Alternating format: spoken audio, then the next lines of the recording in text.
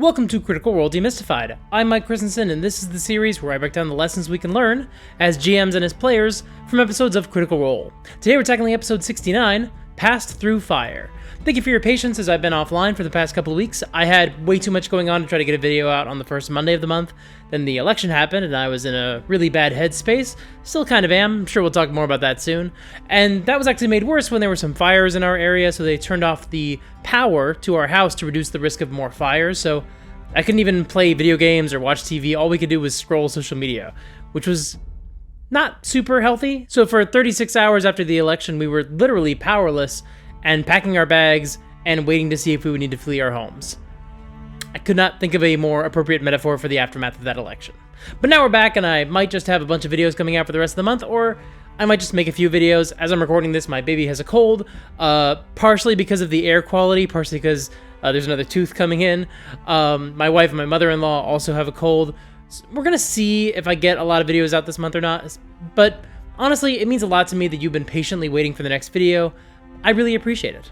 Now, let's take our minds off of all that stressful stuff by talking about Critical Role. Where did we leave off? Oh, that's right, Percy was dead and everyone was really sad. Jesus. Thankfully, Ashley Johnson is back at the table. Well, she's joining virtually via Skype.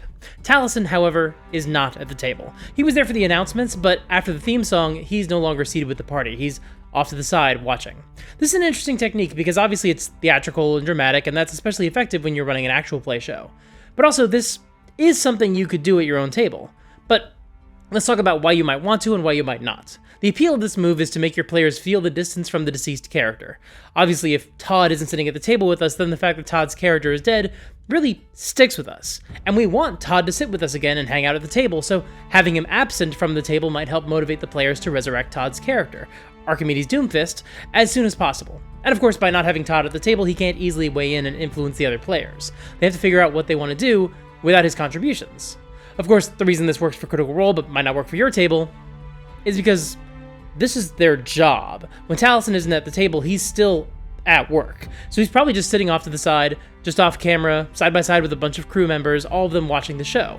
He's locked into the game. When you ask Todd to sit in the living room and watch through the doorway as the players in the kitchen try to bring him back to life, he's probably going to start checking his phone and disengaging. And since he's not paid to attend this game, and this is just his hobby, he's probably going to be at least a little bit annoyed that he took time out of his schedule to come and play a game and he had to sit off to the side instead of playing. This is part of the reason why character death in D&D, and especially character resurrection in D&D, is kind of already such a controversial topic. We want our stories to have stakes, so we generally want death to be on the table. We also don't want our friends to sit out the game for too long. So while this is a really fun technique that Critical Role uses for a lot of their character deaths going forward, it's not exactly something that I can recommend you do at your own tables unless you already know for a fact that that's how your players want to play. Now, returning to the game, Matt actually adds the detail that a tree is growing from Ripley's corpse, because that's one of the special abilities of Fenthras. When Vex uses an arrow to kill someone, a tree grows from their body. This is something that I don't think has actually been established yet on stream, but we already knew this as an audience. I think maybe Matt shared the details on Twitter or something. The party severs Ripley's remaining hand since they'll need to complete their bounty for Treve back in Oncarel. They also take her cloak, the vestige they originally came here for. Then Vax approaches Kynan and takes the other vestige, the dagger called Whisper. And then Vax asks Kynan how in the world he wound up here. How? There are people behind me who want you dead, and I cannot blame them. How? I wouldn't blame them either. Look, after we met, I was hurt. I was angry. I knew I could be someone. Despite what you told me, and I could prove that I was worth your attention. And I left Iman in my home to seek that destiny, and I'm sure many of you did the same. Do you know what shape Iman is in right now? And this is what you choose to do with your time. You don't know what I've been through. What has that man done to you? What has she done to you? What have any of them, except for me, done to you? And what have I done except be an asshole? Kynan admits that he thought the dragons were Vox Machina's fault, because that's what Ripley told him. In fact, she had Kynan listen in on one of their conversations where Vox Machina admitted that they were responsible for the dragon attack. He's talking about some of the conversations they had back in episode 40 when they were trying to figure out what was happening and why. The party was convinced that they were responsible, in part because that was the most satisfying answer to them. And I remember always being a little bit bummed that nothing ever came from that theory. except I'd forgotten that there was a consequence to that theory. Matt was able to work those debates into the background and incorporate them into Kynan's motivations to fight Vox Machina. Sure, he was manipulated by Ripley, but they still said the words, and she exploited them. And now Kynan admits he's confused, and he's, quote, starting to realize what he's done. Now that's very direct language. You can tell that Matt's telling his players exactly what's going on with Kynan to remove any ambiguity. And that's honestly essential for a moment like this, where a character is flipping from evil to good. Make sure the players know exactly what is going on with that character so they can make the most informed decision possible. So by having Kynan just literally say, I'm confused, I'm starting to realize the consequences of my actions, Matt is making it a lot more likely that Vox Machina is going to spare Kynan's life. Now as the party is picking over the loot, Vax senses demonic energy coming from Ripley's gun. The party isn't sure yet what to do with that information, so they hold off on destroying the gun, just in case that might have some unintended adverse effect. Like, they clearly know from past experience that destroying the gun does not destroy Orthax. Case in point, Orthax is still here, despite the fact that Scanlan threw the blast gun in the acid. So there's a chance they'll have to find a way to fight Orthax in his own home dimension, the same way they might have to do at some point with Hodis, the Rakshasa. And if that doesn't wind up being the case, they don't know if they might need the gun to help make that happen. As a matter of fact, the party doesn't even know how they're going to get home right now. Matt clarifies that there are a few living trees around. Not every tree on the island is petrified.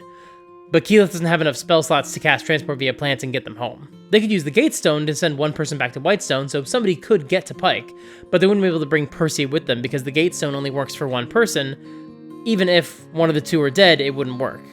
So they decide to conjure the mansion and rest for the night. However, as they loot Ripley's body, they find two interesting things. The first is her gun. It has the word Animus inscribed on it. This is the name of the gun. But that's not the only name etched on this weapon, because just like Percy's first pistol, some of the barrels on Ripley's gun have names on them. Richter Wells, Osgrood, and King Bertrand Dwendal. And man, oh man, it says so much about Ripley that one of the names of the people she wants to get vengeance on is a literal king. That's crazy. I definitely cannot imagine wanting to do bodily harm toward any current heads of state. They also find the receiver that Ripley was using to listen to their conversations through the enchanted gun, and they also find a spell scroll for the spell Gate. Ripley discovered the scroll in a cave on the island, and Matt explains what the spell can do. It can open a gateway to another dimension, either a specific location or to a specific individual, and it can pull that creature through the portal. So the players realize they could use the spell to get to Hodis, the Rakshasa, or get to Orthax. And Scanlan insists, well, this is perfect, we can actually get to Whitestone right now. But the other players realize, well, no, this is way too good to use for this situation. Like, out of character, they know that this is not remotely the most optimal way to use this spell. It would essentially be overkill, like casting Scanlan's Magnificent Mansion so you can pop into another room to tie your shoes for 10 seconds. It's kind of just a waste. But the players do a good job of finding a reasonable explanation for why their characters would want the same thing. They argue that they don't know yet whether they're going to need to go to Orthax and fight him for Percy's soul or whatever. So, you know, let's hang on to the Gate spell for now. But before they go into the mansion, Scanlan lays out their tasks. First, collect all the guns, even the broken ones. If someone finds these guns, they could be used again or reverse engineered, and that's something that Percy would never, ever want. Grog will take care of that, as well as looting the bodies of the bad guys, since he's got enough hit points that he can walk around all the broken glass without it being an issue. Second task, look for the Onyx dog statue. Scanlan and Kynan will take care of that. Third task, check out this cave on the island, the one that Ripley apparently got this spell scroll from. There may be other useful things there, or at the very least it's good to know if there's useful shelter there, or if it's full of monsters they need to be aware of. The twins go to check out the cave, and while everyone goes to do their tasks, Keyleth stays with Percy's body and cleans it. As she does so, Matt narrates that there's peace in his face. This feels like very deliberate foreshadowing on Matt's part, because there is still a question of whether Percy's going to want to come back to life. So Matt is essentially laying the groundwork for the possibility that Percy may have actually found his eternal rest, by establishing that as a possibility based on his expression in death. Grog collects the guns and ammo, Scanlan finds the dog, and the twins find this cave made of volcanic glass. Vex fires an oracle arrow into the tunnel. This is another cool feature of Fenthras. She can fire an oracle shot and see through an arrow that she shoots. She learns that the tunnel splits in two. One of the tunnels was carved, the other seems natural. That's just a good tip in general. Make sure there's some difference between two paths that you're presenting to the players. She's distraught. She says she doesn't even see the point in doing this, but they still go inside. That's a very interesting moment, because typically Vex never hesitates to run towards the nearest potential treasure. And I guess you could make the case that she doesn't think there's going to be any treasure here. There's not any indication that there is. But she's also sobbing through her comments, so clearly there's another reason why her heart is not in this exploration scene. They go down one of the tunnels and they find an altar made of piled bones. The room is scorched like there was some sort of fiery blast in here a long time ago. My personal theory is that someone was attempting some ritual, but it led to the burst of fire that essentially glazed the entire island. That's probably what happened. They find the hidden compartment that once held the gate spell scroll, so they decide that Ripley probably picked this place pretty clean, so they go back to camp and meet up with the rest of the party. What are you gonna do? We sleep. I'm super restful, just the most restful sleep. Yeah, it's gonna be a great night. We'll hang out, tell stories about Percy, cry a bunch. Not yet. Yeah, you're right. Scanlan remembers they have an airship nearby, so Vex flies up to them and tells Captain Damon they can leave. Vox Machina will find their own way to get to a cleric. And then as Damon and the crew begins to leave, Vex stops them and invites them to join the mission to fight Thordak. They insist that he wouldn't be fighting alone and says there would be a gold reward. Damon's a bit uncertain, but he agrees to meet them in Whitestone. Vex returns to the camp and they all file into the mansion to sleep for the night and get their spells back. Hey, just an idea. Everybody remembers when they were kids putting blankets out in the living room and sleeping. I don't really want to go back to my room. You want to camp out in the den together? We can make a blanket fort. Sounds good.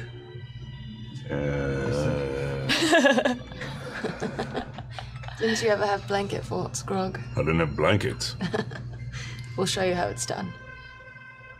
But Where do we put Percival? Well, with us? yeah. We're still a team. That's a little weird, you guys. Well, we're not gonna let him sleep alone.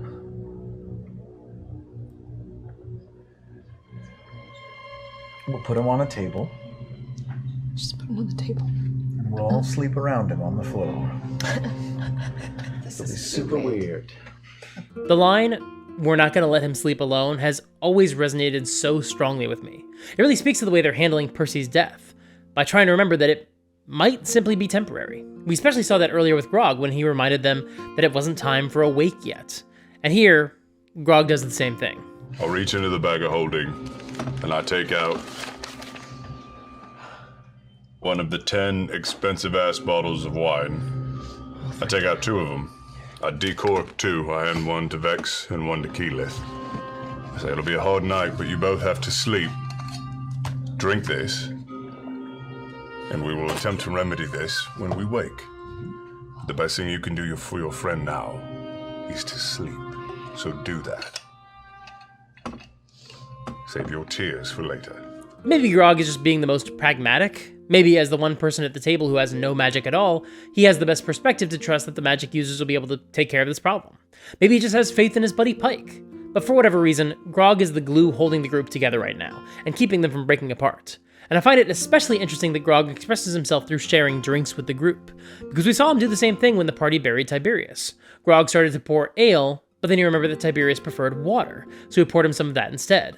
Here we see a very similar gesture. Grog has the emotional intelligence to understand that Vex and Keyleth are not okay, but they need some outlet, some way to hold themselves together until tomorrow. And so he gives each of them some wine. Not just because it'll calm their nerves and help them sleep, though that is true, but because this is how Grog communicates with the people he cares about. I mean, heck, we can even see that when we look back at episode 11, when the party made the deal with the Fomorian. Grog offered him a drink from his cask of ale as a gesture of goodwill. And sure, when the Fomorian drank the cask and smashed it and Grog went into a rage, that was a funny moment.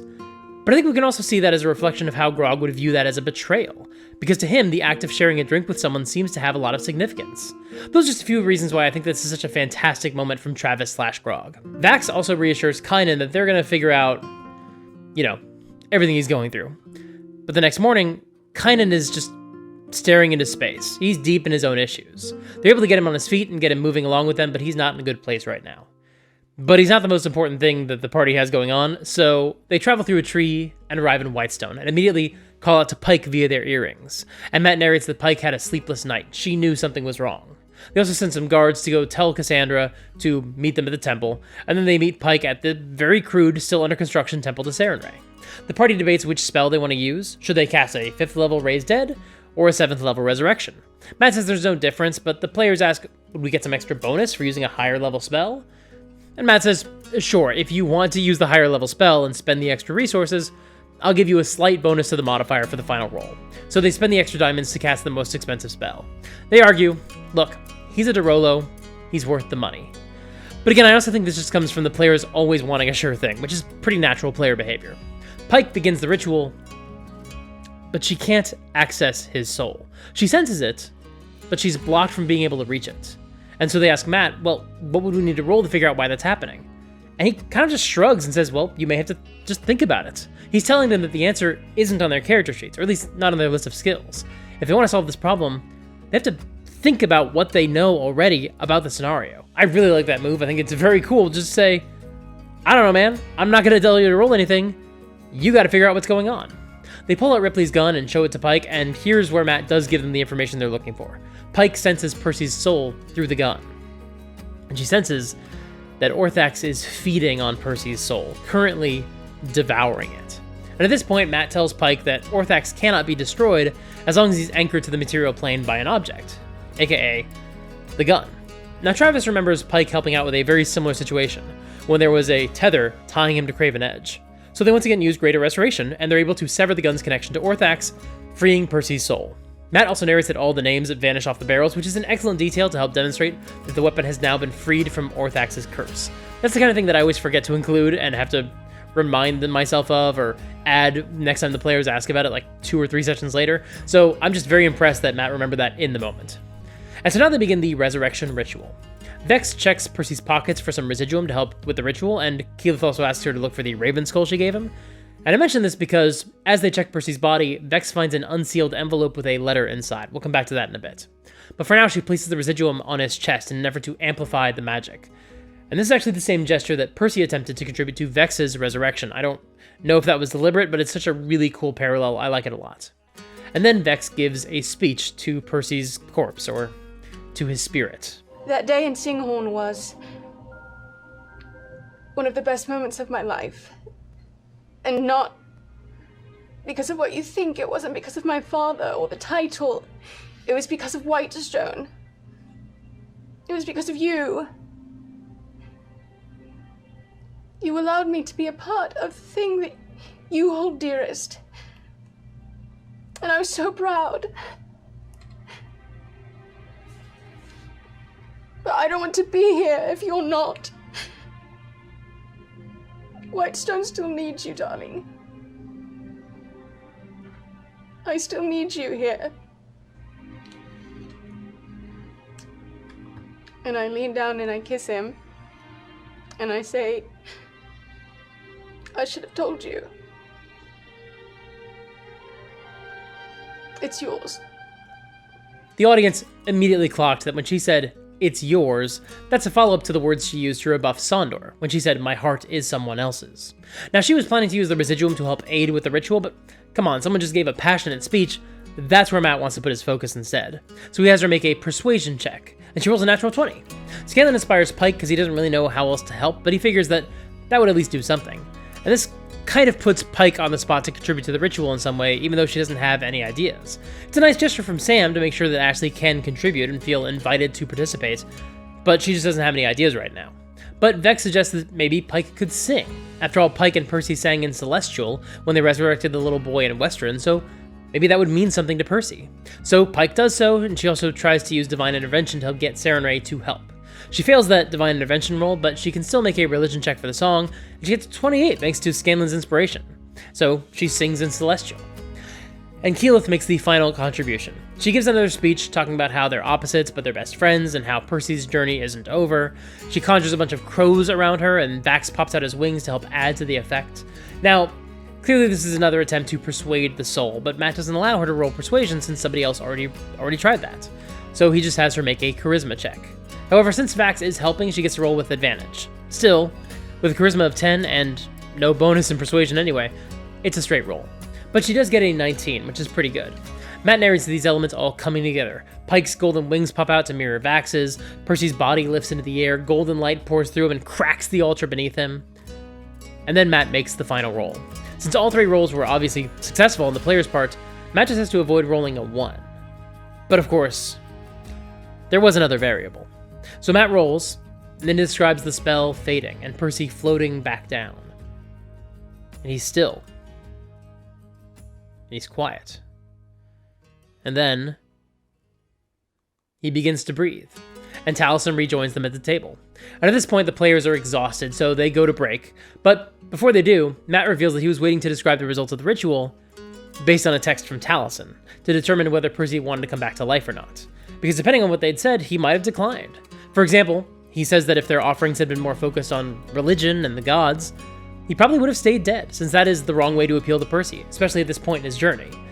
But this is important because it really does have to be up to the player whether they come back to life. Now, ideally you want to make sure that your fellow players know where you stand before they spend an entire session trying to bring you back to life. When I was a player in a Curse of Strahd / Ravenloft game, we had 2-player character deaths where the player just wanted the character to stay dead. So in one case, we saw a look of peace on the wizard's face, and we knew that she had lived a good life and had no desire to return to life. In the other example, the next session opened with our characters finding a note on the barbarian's body, and so we knew they'd gotten their vengeance and had moved on to the afterlife satisfied. However, in this case, it seems Taliesin took a week to think about it, and he still wasn't sure. He'd brought Percy's story to a very satisfying conclusion, but that didn't necessarily mean that he wanted to stop playing him. So he really thought about what the character would want and would respond to, and he waited to hear what his fellow players would try to say to bring him back. And again, if you want to come back as that character, then I think you should take the other players aside and let them know to avoid certain topics. Again, nothing wrong with that. It is metagaming, but it'll also make the game more fun because you're not testing your fellow players to see how well they know your character's personal journey. That's maybe a bit unnecessary. But again, in this case, I do give Taliesin a pass because it seems like he'd be happy with either outcome. And when he comes back to the table, he says, "You guys really could have screwed it up." And if he had remained dead, I think it would have been a dick move to tell your fellow players, "You really screwed up." He would have come back if you hadn't been so focused on the gods. Now, I don't think Taliesin would have ever phrased it like that, so if you do find yourself in that same scenario, you shouldn't use language that blames the other players if they do fail to convince you. Instead, what I could imagine Taliesin saying, and what I think you could say if something like that happens to you, is simply something like, "Percy was content. He got rid of Ripley, you freed his soul from being devoured by Orthax, he knew the rest of you were still alive, and you would protect Whitestone and look after Cass. He's gonna miss you all, but he feels like he's finally ready for his rest. And he wants to be reunited with his family, who he did so much of this for." Now, if the players press the subject and ask if it's something they said, maybe you just say, "Percy didn't think you all needed him anymore. He knows you'll miss him, but he also knows you're gonna be okay without him, and that's all he wanted to make sure of, that you'd be okay." Sure, maybe the actual answer is, you tried to invoke Sarenrae and the Raven Queen. Fuck that, you clearly didn't know him as well as you thought you did. But honestly, why salt the wound at that point? That would be unnecessary. But of course, in this case, it never came to that, because the other players didn't invoke the gods. They instead spoke to their bonds with Percy, and that was enough to compel him to return to life. So after the break, Percy wakes up just in time for Cassandra to burst into the room. She's happy to see that he's okay, but she reads the room and realizes what just went down, so she thanks them for healing her brother. And then she leaves. She really just had to come because the party had asked about her, they'd asked her to come, and so Matt had to resolve that. He had to make sure that she made an appearance. But now Matt has her excuse herself, which is probably not how she'd actually react, but Matt knows that the players need a private moment with Percy. I wanted to use a gate spell to save you instantly, but everyone else in the group said no. They wanted to save it for something else. I stood up for you when you were down, and they turned their backs on you. I give them a big hug, and I say, "I think that entitles me to one of the guns that we found." Just one of them, the smallest one. You can teach me how to use it on weekends. Awesome. We'll discuss this. It's a hard yes I'm expecting.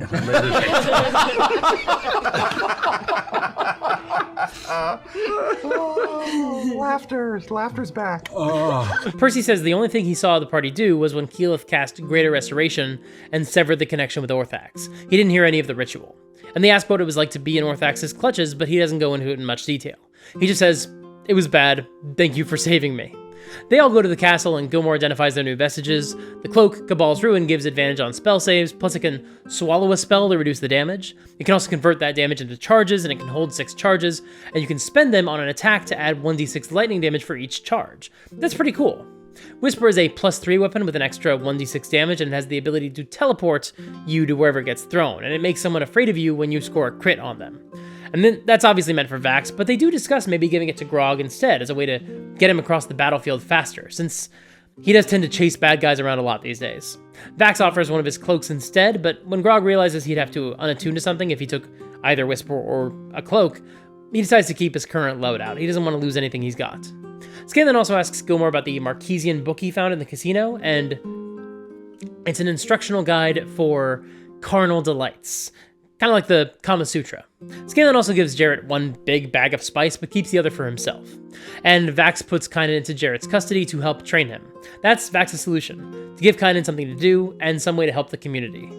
And to make sure someone is around who can keep an eye on him. Also, at this point, they find out that a letter has arrived for Keyleth from Western. And it's an actual physical letter, and there's something inside the letter, which we'll later learn is a ring. But Marissa could probably tell it was a ring right away, and so she's clearly starting to think, oh my god, Matt is about to propose on stream. We specifically said that he shouldn't do that. Oh my god, he's about to propose to me in front of 1 million people on a live stream in the middle of our D&D game. But then the players hear something that helps shed some light on the situation. Oh, gee. Read the letter first. Read the letter first. It's in Marquesian.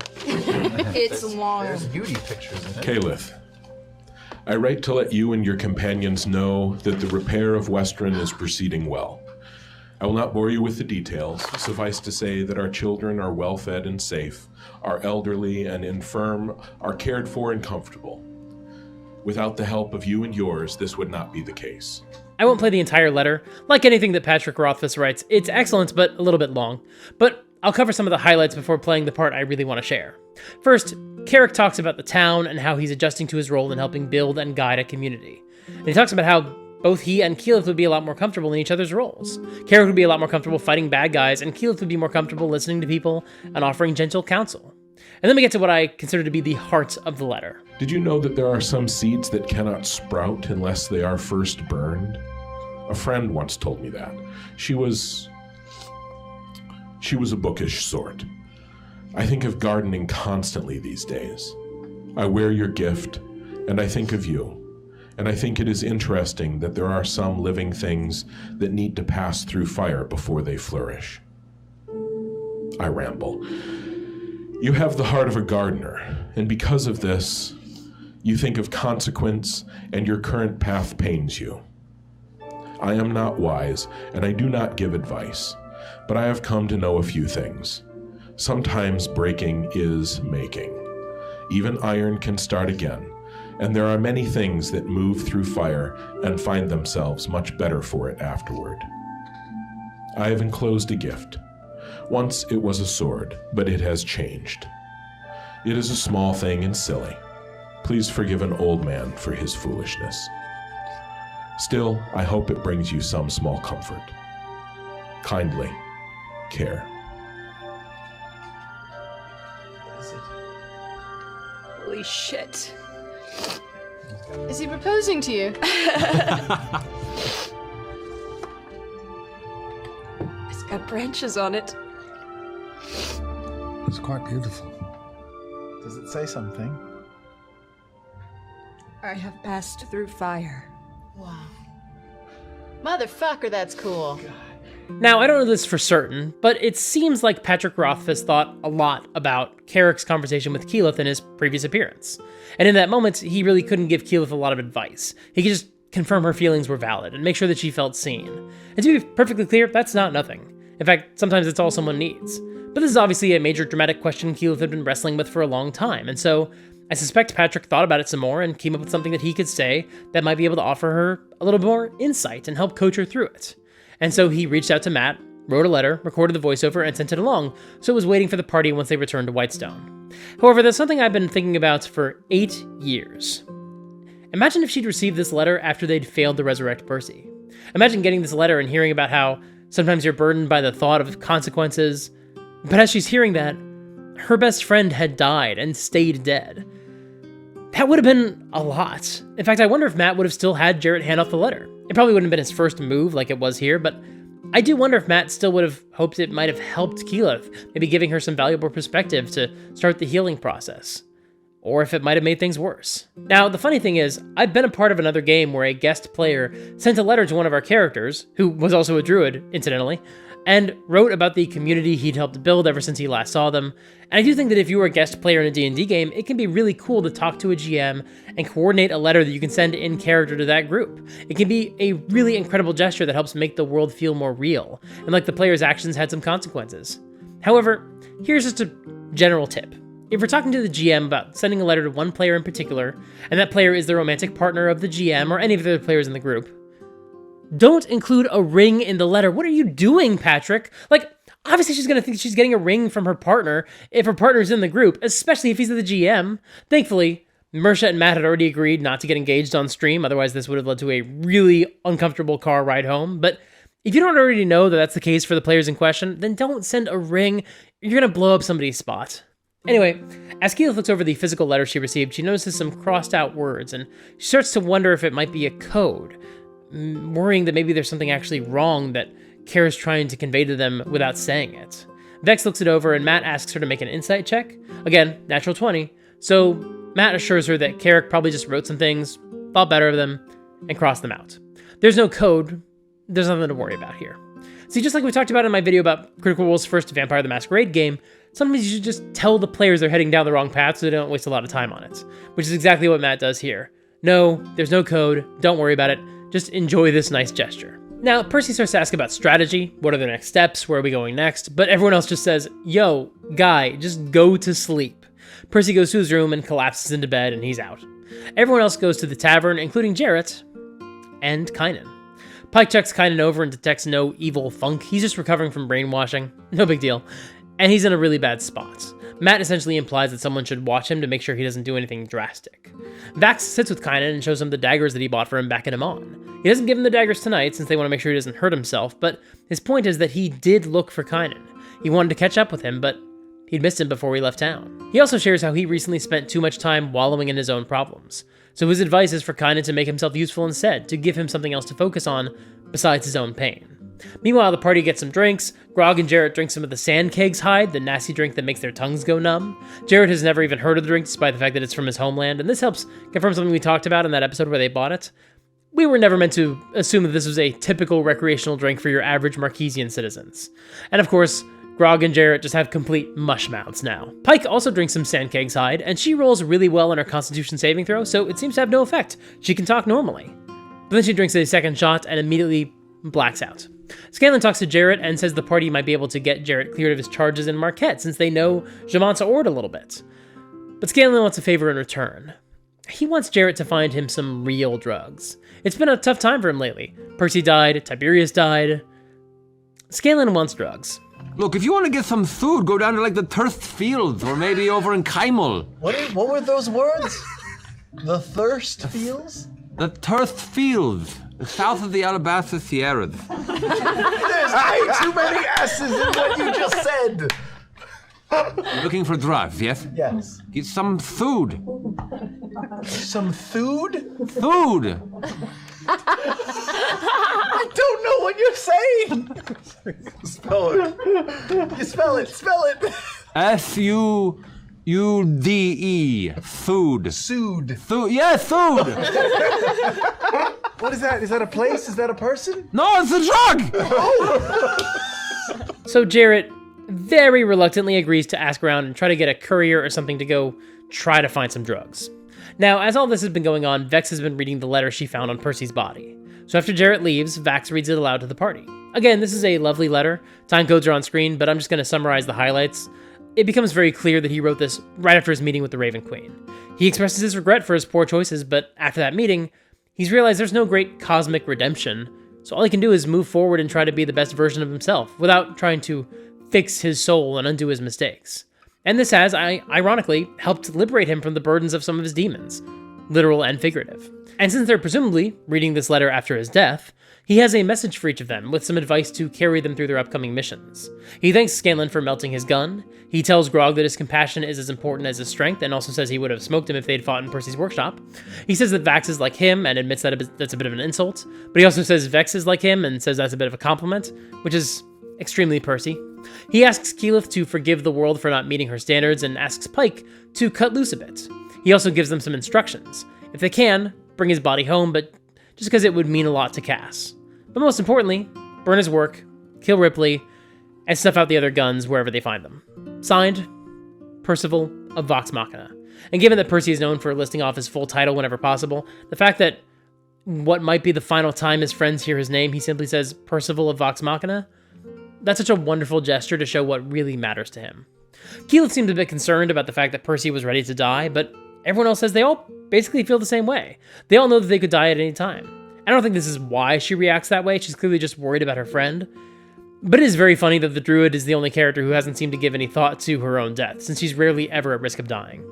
As a bit of a side note, I have written a death letter before in character, and then my character died a few adventures later, and they found it, and it was really moving and beautiful. It was such a fantastic moment. I'm not saying that everyone should write a death letter. I had a really fun experience when I did it in my own game. I sort of just wrote it out in the moment the night before a session that was going to be really important as basically this apology. If I died in the middle of this quest and potentially gotten my friends hurt or killed, I wanted them, whoever was left, to have some apology from me. But then I held on to it. I hadn't died in that adventure. I died a few adventures later. And it ended up being so poignant in that session too. So I don't know. Death letters are a really fun thing to do in D&D, but you can also overuse them. And I say that because I did write another one, and for the rest of the campaign, I was like, hey, if I die, don't forget I've got a death letter. Hey, don't forget I've got a death letter in case I die. And it would have been a joke. That death letter was a lot less serious, but I still think it was probably a bit annoying for the other players. So I think it's more effective the first time. Anyway, they go back to the castle and sleep for the night, and Vex sneaks into Percy's room and slips the note back into Percy's coat, so he won't know that they read it. At breakfast the next morning, Seeker Assume asks them to come to meet with him in the war room. And Laura clarifies with Matt, does Seeker Assume mean the ziggurat downstairs? I mean, they decided that's where they're going to be meeting going forward to make sure nobody can magically listen to their conversations and no one can be in an illusion, like Hodis was when he poses Gilmore. But Matt says, no, he's talking about the war room, it's upstairs. So they go meet with Assume, and he's sitting alone in the war room, and he asks them to close the door. He's being very suspicious, so Vex and Keyleth both roll an insight check. They both get a 27, so Matt whispers to both of them. And they both insist, look, Assume, we've talked about this, let's go downstairs to the room without magic, like we all agreed we would do. Before I continue, hear my words. Think before you act. I implore you. Understand that not all is what it seems, and I come to you as an ally. Okay. All right. Assume's eyes flash a vibrant green for a second, and then become yellowish reptilian orbs. You see a hint of green scales kind of curl across the face.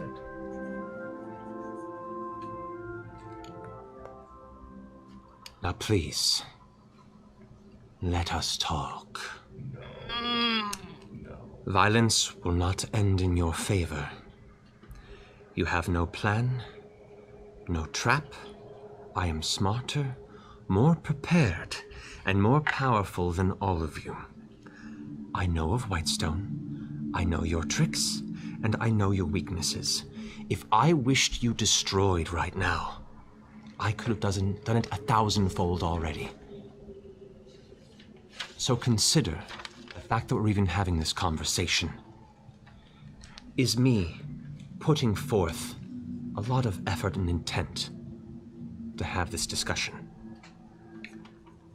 No rash actions. Noted. Now, let us put our cards on the table, shall we? I, as I'm sure you've noticed, Raishan. It is a pleasure to meet you in person, slayers of the Hope Devourer and the Iron Storm. I need your help.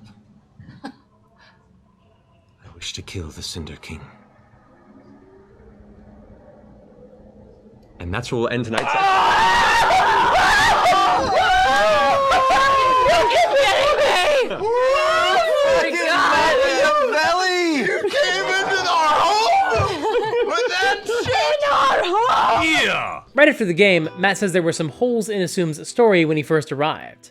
And the cast immediately realizes, wait, so you're saying that he's been Raishan ever since he showed up in Whitestone back in episode 64? And Matt says, yeah, when Assume first arrived, he said he came here through a teleportation circle, but there are no teleportation circles in Whitestone.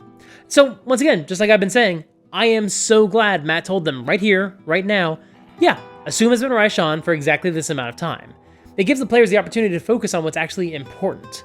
Otherwise, they might think this is like the Hodis situation and try to send someone out to go find the real Assume somewhere in Whitestone in the next session. So Matt shuts that down right now. But this bit of exposition also makes it clear just how long Raishan has been among them. Not only has she had a couple of opportunities to kill them all in their sleep, or to massacre everyone in Whitestone while Vox Machina was away on a mission, but now they can also work backwards and figure out exactly how much Raishan knows. Because, yeah, remember when Seeker Assume asked them, what are your plans, what are your assets, what have you all been up to, as soon as he first showed up in town? Well, now Raishan has all that information. And all this is one potential theory the players could have come up with in between sessions, and hell, maybe someone on Twitter would have made the connection about the teleportation circles and tweeted at them and said, I'm pretty sure she's been Assume ever since episode 64. But also Matt can just tell them, level the playing field, get them caught up with the full situation, and then now they can spend the week in between sessions actually focused on what matters. There would be nothing wrong with them spinning theories about where they last saw Assume and how long ago he might have been replaced. That's essentially what happened 10 episodes ago when Gilmore attacked Vax and turned out to be Hodis in disguise. In the week in between, they started to wonder, okay, so when did we last see the real Gilmore? We first saw Gilmore next to the Ziggurat, so that was the real Gilmore. When did we lose sight of him? When was he replaced? But in that scenario, Matt was going for shock and awe. That was part of the point, that element of surprise. Here, Matt is not blindsiding them with a dagger in the darkness. He's kicking off the next leg of the story arc, the final push toward the finale of the Chroma Conclave storyline, the quest to kill the remaining dragons. And so by removing this little bit of ambiguity, the players can now spend this next week focusing on what actually matters. Why is Raishan here? What exactly does she want? And are they willing to hear her out? And we'll find out the answers to those questions next time when we discuss episode 70, Trust. Normally that video would come out in 2 weeks, but this video is a week late, so ideally it would come out next week, but also a bunch of people in my house are sick, so I don't know. We'll see what happens. Maybe it'll come out next week, maybe it'll come out in 2 weeks. But if you want to make sure you know when I release the next Critical Role video, as well as the other videos I hope to put out this month, then make sure to subscribe and ring the bell so you get notified whenever I drop a new video. You can help support the channel financially by joining my Patreon or becoming a YouTube member. That honestly helps a lot, especially in the months where I'm not able to stick to my usual upload schedule or do a blitz of bonus videos to catch up. Having the Patreon as a reliable source of income honestly makes a huge difference in my life. You can also join my Discord server and sign up for my newsletter to stay informed about what I've got going on, assuming I've got, power and willpower, two things that have been surprisingly short supply lately. And finally, look, we're going to talk a lot more about the election and its consequences and what we can do in future videos, but right now, I know a lot of us are just tired. It's been a long road, it super didn't go the way we wanted, and now we've got an even longer road ahead of us. And not everybody's going to make it. But my household has a rule. When something sad happens, like losing your job, for example, you're allowed to be sad for 24 hours. Wallow, sleep in late, eat ice cream in your underwear on the couch while watching Sister Wives, whatever. But after those 24 hours, get yourself up and get back to your life. Get back to work. Get going. Now, I'm thinking 24 hours is way too little time to bounce back from what's coming our way, and I'm only partially saying that because I spent 2 days with nothing to do but doom scroll, so I went way over 24 hours. And Thanksgiving is coming up, and for those of you who are going to talk to family members with very different political attitudes, it's going to be a really raw wound. So my feeling is, look, it's okay to just be frustrated and sad and pissed off this month. I think we've kind of earned it. But after Thanksgiving, I'm going to need you to get up off the couch. We've got work to do, and I will be damned if I let your sour attitude, or my sour attitude, ruin my favorite time of year. We're doing Christmas right. Like I said, I'll have more to say on the election when I've had a chance to collect my thoughts, but right now I just want you to know that I care about you. I'm glad you're here. And while you're here, I'd love you to check out this video, perfect segue, where I talked about the difference between writer's block and burnout. I think a lot of us could wind up getting burned out if we push ourselves too hard right now. That's part of why I didn't do any writing last week. So check this video out for some advice on keeping yourself mentally healthy while still working on the things you're passionate about. Until next time, play fair and have fun.